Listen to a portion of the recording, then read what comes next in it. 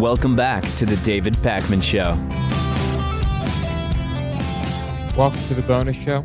There's a story here that made some waves about a JCPenney employee who was sent home because of the way she was dressed. Now, she's 17. She was wearing these shorts, and her boss just said, "You need to go home. You're not dressed properly. The shorts are too revealing." And she brought up the astute point that those shorts were purchased in that store in the career section. Incredible, but I guess they still sent her home. So it's incredible. She tweeted about this. She posted a picture, and it went completely viral. She told the Huffington Post, "I told my manager that I thought it was unfair to send me home due to the fact that I had purchased the shorts from JCPenney's own career section, but he insisted that I go home and change anyways." She had only worked at the store for 2 weeks before the incident happened, and she said that during her job orientation, her manager had never mentioned shorts, but said that denim, T-shirts, and spaghetti straps were prohibited, and skirts could not be too short. So nothing about shorts, only about short skirts. And just quite a situation. She quit the job and said that she's glad that her experience is starting conversations about how women are treated in the workplace. I remember when I worked at Circuit City, Lewis, and there the uniform was the shirt that they gave you, right? So you received a shirt, and then you could wear the pants you want. You weren't allowed to wear jeans, but otherwise it was pretty open. And there were some incidents where different female employees would wear pants of different tightness or, different. It seems like there's much more of a range with women's pants than with men's pants once you rule out jeans. And I don't remember the specifics, but I remember there being discussions around the appropriateness of the extremely tight pants that some of the women chose to wear. And I don't know what ultimately came of it. This was a different time, though. It was a different time. Before we knew about the dangers of extremely tight pants, which I've discussed on the bonus show. What a naive period in history. For men and women. Yeah. Very dangerous. Do not wear very tight pants. You could twist your testicles. Anyway, so that's pretty interesting. And, you have to imagine that this type of thing is happening every day. We're just not hearing about it because most people aren't tweeting about it. And those that do usually don't end up having their tweets go viral. Right. I mean, this type of nonsense is probably rampant. Anyway, that's JCPenney. Not really surprising. Are you from now on boycotting JCPenney? No, I wouldn't say that. I think it's not like they fired her. They just said you need to change. Still pretty stupid. But if I need something and, JCPenney is my only easy option, I'll just deal with it. Whatever. All right. An 8-year-old boy from Maryland has just received a double hand transplant. This is, I don't know what to say about this. It's incredible. I know we are advancing in the field of medicine, but to think that you can take someone else's hands and successfully put them on someone else, it seems like some weird old horror movie to me. Yeah, it's incredible. But what do they say about how these hands will function for the boy? Well, there is, I think it's going to be difficult, and it will take some getting used to, and hopefully the body does not reject them. But even with his arms still bandaged, he was moving the hands. So, before he had no hands. So I think that, any mobility or movement or utility here is going to be invaluable. Do you know, Lewis, if the hands will grow with the boy? That is a great question. I'm not sure, but I imagine they will. I think that they probably will. There are many questions we have about this, and we'd really have to, maybe we can get one of the doctors involved or just an expert on this on the show to discuss this, because the articles you will find online, are in no way address all the questions we've just asked. And the boy also has no feet, we should mention, did not get a foot transplant. The boy, when he was 2 years old, had some really nasty infection, caused him to develop gangrene, and he had his, I believe, feet and hands removed. He also had a kidney transplant. I mean, this is incredible what this kid has been through. So Zion Harvey is the boy's name. He was at a press conference and he said, "Thank you guys for helping me down this bumpy road." He seemed very, very happy. There was a team of 40 doctors that worked for about 10 hours to do this operation. That is nuts. And think about what's involved. You have to reconnect blood vessels. Then you have to rejoin muscle and tendon. They had to use sort of metal implements, steel plates and screws to connect the bones. And then after all of that, you have to reattach the nerves and then close the surgical site. I mean, it's incredible. Yeah. Quite a procedure. I wonder what the cost of this procedure would be.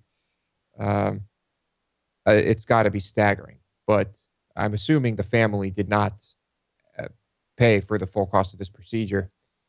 40 doctors, 10 hours. And there's another part of this, and that is that,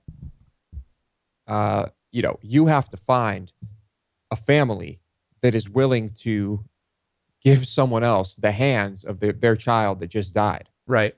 And of course that happened. And so, if I were the parent of a child that just died, I'd like to think that I could be, logical about this and say, you know what, this makes perfect sense. Someone can use this, these hands or these eyes or whatever, then okay, by all means. But, maybe it's not that easy when you're in that situation. How do you feel about that? Yeah, I don't know. I've been asked about organ donation, and I'm not an organ donor. And increasingly, there's more sort of pressure to be an organ donor, saying, hey, you're not going to need any of that stuff. You could save a lot of people. Each person who's an organ donor can save a lot of people. And I have not yet formulated what are my sort of definitive views on this. And I don't know. It crosses my mind to look into sort of the alternative things that can be done when you die. I don't know what it would be, and I don't know what would be available, hopefully in a long time from now when I die, whether it's, cryogenic preservation or something that might give me a shot at seeing the future. Like if you're cremated, if your organs are removed, you're not coming back, period. There's some other methods where you're definitely unlikely to come back, but at least it's conceptually possible. Who knows? And we talked about this before, Lewis. We're not really sure. Yeah. I've had multiple people who work in hospitals tell me that if there's some type of accident and they look at your ID and they determine that you are an organ donor, they might not try as hard to save you as someone who is not an organ donor. Now, that's been debunked many times. I mean, there's a ton of stuff out there that says it is not true that we don't work as hard to save organ donors. Okay, well, I've had people tell me, not people who, have heard or have read things. I mean, I've had people who work in that business tell me that. And so, maybe there is some truth to that. Maybe there's a lot of money to be made in the removal and transportation and preservation and, transplantation of organs. Whatever. I don't know. This would be a question for Arthur Kaplan, who's a medical ethicist who writes in the New York Times sometimes. We've had him on the show and works at NYU Langone Medical Center. This would be a question for him. Yeah. Certainly. Yeah, I certainly, like I said, I've had people tell me that, but who knows? Who knows? I'm not an organ donor. And I have to say that people telling me that has maybe not the only reason I'm not an organ donor, but it's had an impact. The quietest place in the United States is, I guess it's in the Pacific Northwest. And it's in the, it's not really a rainforest. Is it considered a rainforest? It's not a rainforest. It's just a forest. It's a forest, certainly. It's not, it probably rains there, but it's not what we think of as a rainforest. Oh, this article does say rainforest. Olympic National Park. Anyway, 40 miles from Seattle. It has been determined by acoustic ecologist Gordon Hempton that this is the quietest place in America. And I really have not spent much time in super, super quiet places. Right. But recently, when right before the um, the break, our summer break, I was in, excuse me, Big Bend National Park, which is in South Texas, and it is in the middle of nowhere, and it was very, very, very quiet, except for the wind, of course. But you can really hear nothing else. And I would think that the most quiet place in the United States might be like Death Valley or something like that, Hmm. but I guess not. I guess this is the most quiet place, despite all the trees and wildlife, and I don't know. I mean, but I'm not the expert, right? No, I don't think anybody thinks you're the expert on sound volume, volume levels in different environments. Acoustic ecology. Yes. Yeah, that's a fascinating title. This is kind of Acoustic. interesting because a lot of people don't recognize how accustomed you are to the fact that you're not really ever in total silence. And sometimes it can be, people have said like when you go up to, I'm missing the name of it now, but it's in Russia where the radiation made it so people couldn't go for a long Chernobyl. Chernobyl, right.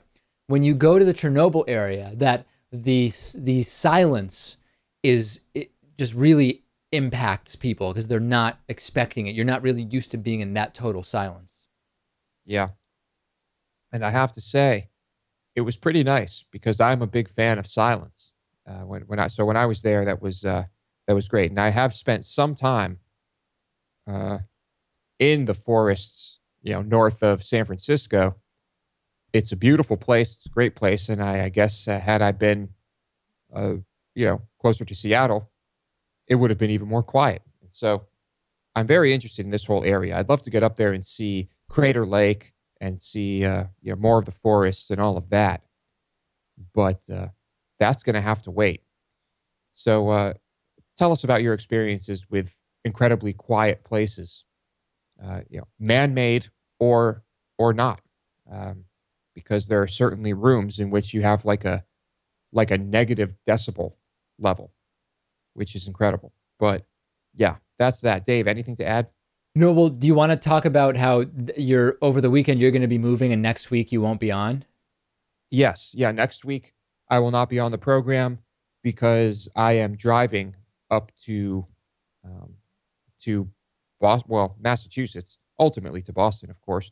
And so, yeah, I'm just going to take my time. I'm going to hit up, let's see what the route is going to be: Jackson, Mississippi, Chattanooga, Asheville, North Carolina, Cary, North Carolina. And from there, it's kind of up in the air, but I'm thinking I'm going to avoid the route along the coast and try an alternative route just because, see something I haven't seen before. Uh, and I guess the plan is to check in daily on the bonus show. Yeah, when I'm doing the bonus show, we'll get Lewis on the phone and see where he is and what he has seen. And we do this when you went down to Texas? Yes, we did the exact same thing. I went along, I took a different route, and I had some, I wouldn't say any crazy experiences, but it was interesting. And I touched base a little bit there. And so, yeah, let's do the same thing, and I'll check in and I'll drive through the South and tell everyone who's voting for Trump or who's voting for Scott Walker, right? Are you planning on stopping at any particular restaurants that you want to see? I have not determined that yet. I think I will when I arrive in whatever town I'm in. I'll probably just do some Googling and try to determine what a really good place in reasonable walking distance might be, and I'll check it out. I don't think Jackson, Mississippi, and Chattanooga are really known for their restaurants, but Jackson is a fairly good size, so there's got to be some good eateries there, right? Yeah. How many people live in Jackson, Mississippi? I don't know how big of a city it is. It's not huge, but it's decent size. Are you looking that up right now? Yeah, I'm taking a look.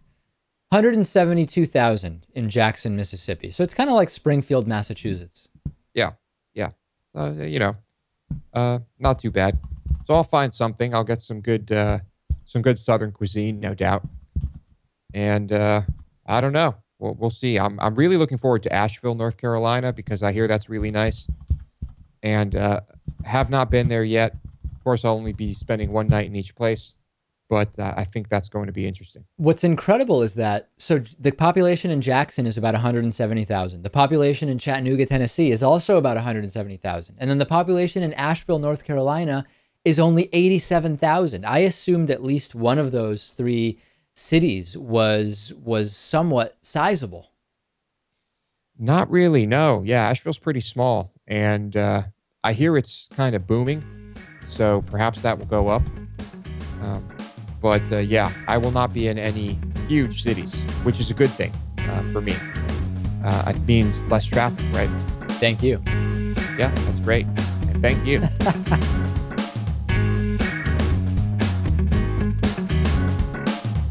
The David Pakman Show at davidpakman.com.